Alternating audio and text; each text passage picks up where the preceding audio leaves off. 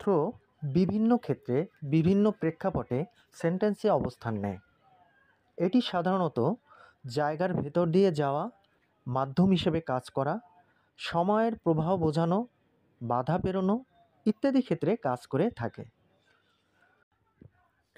কোনো কিছুর ভেতর দিয়ে যাওয়া অর্থে he walked through the park, সে পার্ক দিয়ে হাঁটল।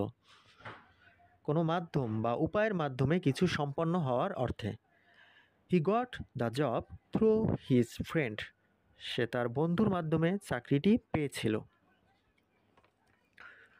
সময়ের ব্যাপ্তি বোঝাতে we work through the night, আমরা সারা রাত ধরে কাজ করেছিলাম।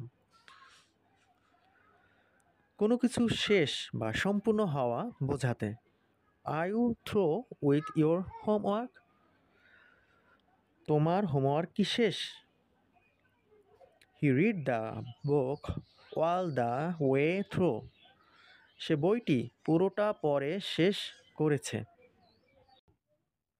কোনো বাধা অতিক্রম করার ক্ষেত্রে হি ফট থ্রু দ্য ডিফিকাল্টিস, সে কঠিন সময়ের মধ্য দিয়ে লড়াই করেছে।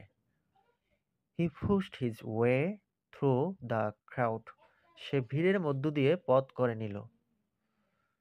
ফোন বা যোগাযোগের ক্ষেত্রে I couldn't gate through to him, আমি তার সঙ্গে যোগাযোগ করতে পারিনি।